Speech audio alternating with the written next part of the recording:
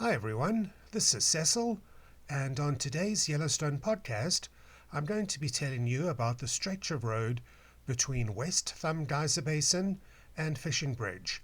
Now, many of you will know by now that the roads through Yellowstone make up a massive figure of eight, and tour companies like ours divide our tours into separate tours of the upper loop and the lower loop of the figure of eight. Well, today we're on the lower loop in the bottom right corner or the southeast corner of the figure of eight. This is one of the longer stretches of roads between two major points in Yellowstone. Also, unfortunately, it's a stretch of road that doesn't have a lot in the way of thermal features. The road is 29 miles long or 47 kilometers long. As you may know by now, there are only two major thermal areas. When I say thermal areas, I'm talking about areas where we'd expect to find geysers, hot springs, mud pots, and or fumaroles. There's only two of those areas on the east side of Yellowstone National Park. The one is West Thumb Geyser Basin, which is where we're starting, and the other is where Mud Volcano and Sulphur Cauldron are, which is a little to the north of where we are finishing today. I would like to suggest that if it's safe for you to do so, you pull up a map of the area. I've gone to Google Maps and I've put in West Thumb Geyser Basin as my starting location, Fishing Bridge as my ending location, or you can follow along on YouTube. Just go to YouTube, search for Yellowstone Tours, and that is Yellowstone Tours without a space in between the two words. YouTube will ask you, did you mean Yellowstone Space Tours? You say, no, I want Yellowstone Tours, one word, and that'll bring up our channel. Once you're in our channel, you can find whichever podcast it is that you're looking for. You can also go to YellowstonePodcasts.com. That's YellowstonePodcast.com, and you'll find a link to Google Podcasts, Spotify Podcasts, iTunes, and various others, and you can listen along there or you can watch if you choose. I'm now going back to our map. If you are watching this on YouTube, or if you've brought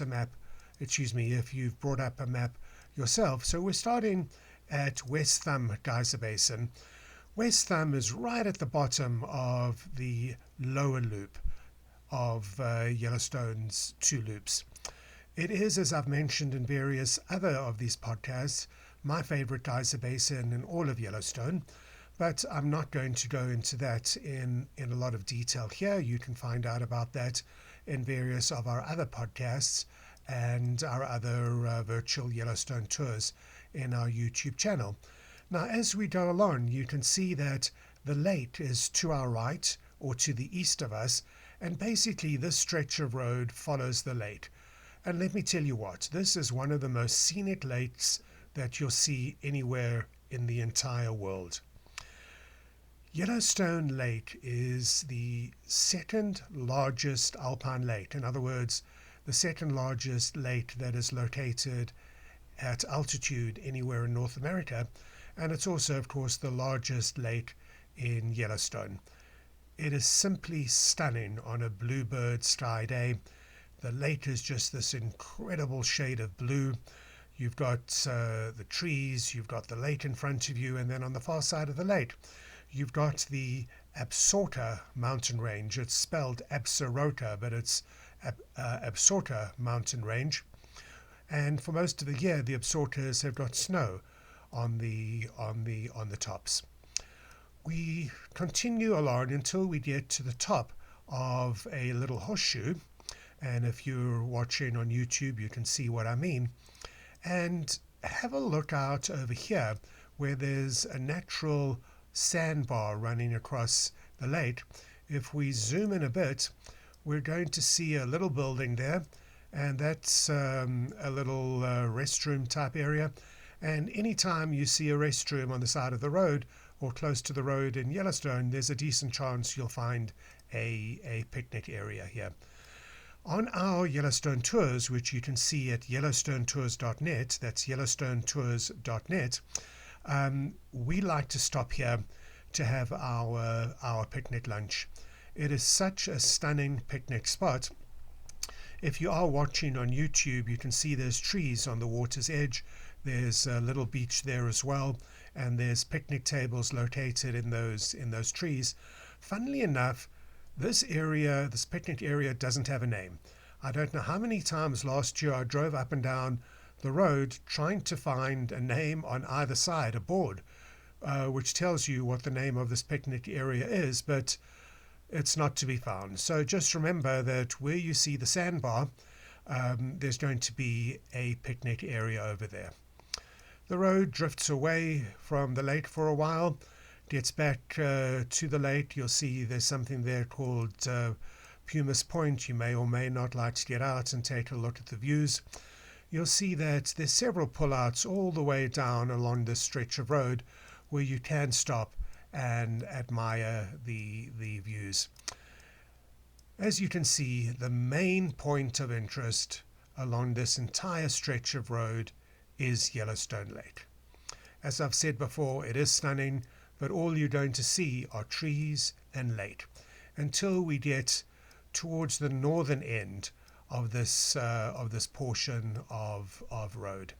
And if you're watching on YouTube, you can see I've zoomed in towards the top at a little side road that leads off the main road called Gull Point Road.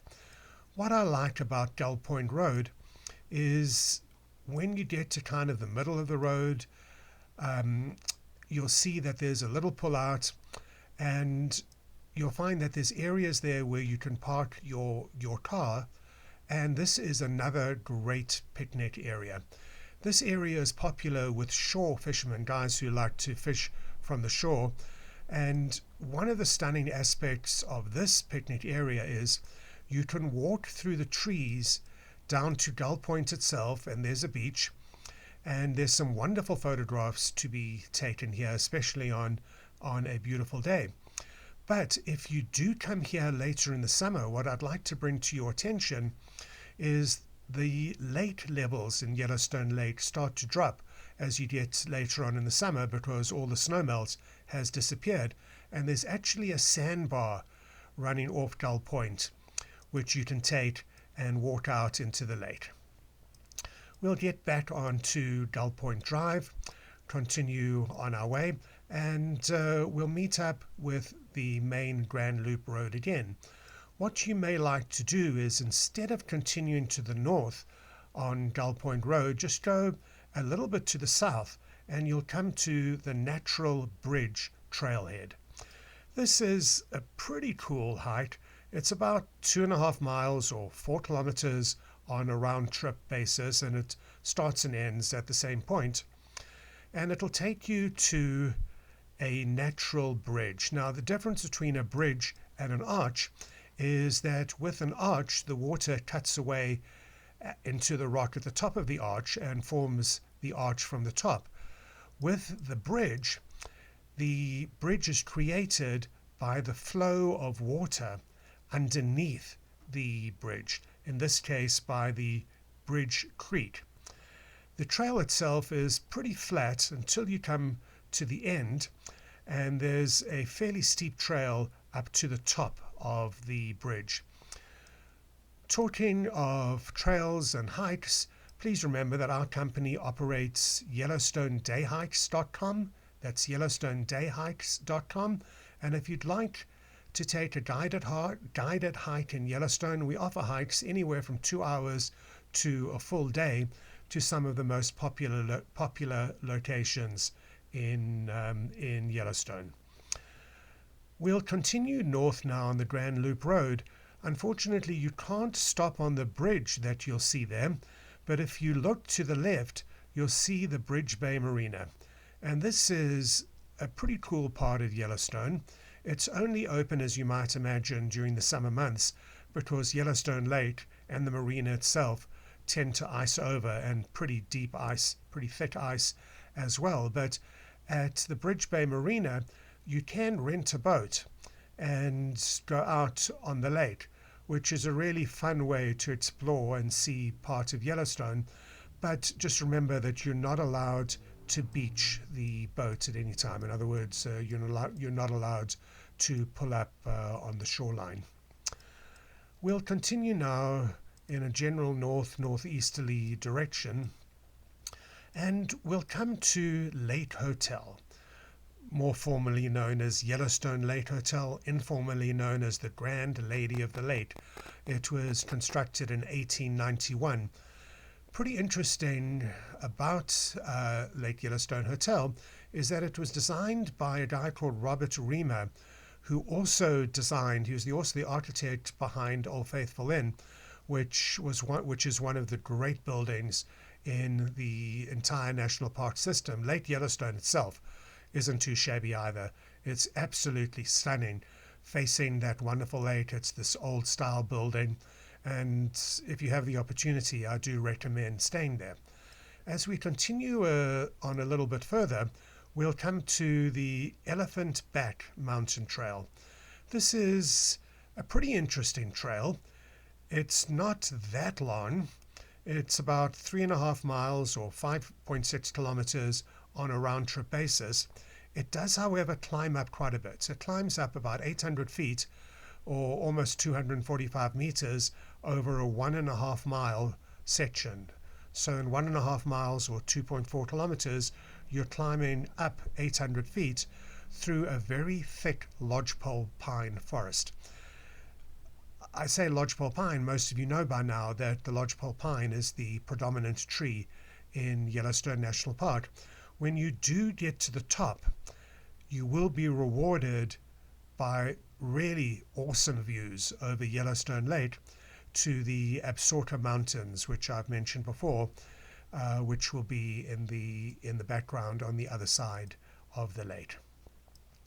As we continue on the Grand Loop Road towards Fishing Bridge, we'll come to the turnoff to the right or to the east to Fishing Bridge. That's the road that'll take us to Cody, Wyoming. It's also a road that I cover in another one of our Yellowstone podcasts. If I could mention, we also have videos of every single road in Yellowstone. And if you're watching on YouTube, you'll see what I mean. This is the video of the route that I've just described to you in this podcast. So you can see it as well, starting at West Thumb in the background there. You can see the Absaroka Mountains with just a very little bit of snow left on the top as we continue on our way towards Fishing Bridge.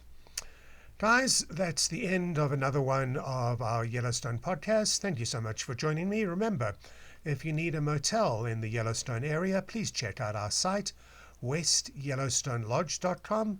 That's westyellowstonelodge.com. If you're looking for a Yellowstone tour, we operate more tours literally than anyone else in the world to Yellowstone, and you can see those at yellowstonetours.net. That's yellowstonetours.net. And remember, all of our Yellowstone podcasts can be seen at yellowstonepodcast.com. Thank you for joining me on another one of our Yellowstone podcasts. I hope you make it to Yellowstone one day.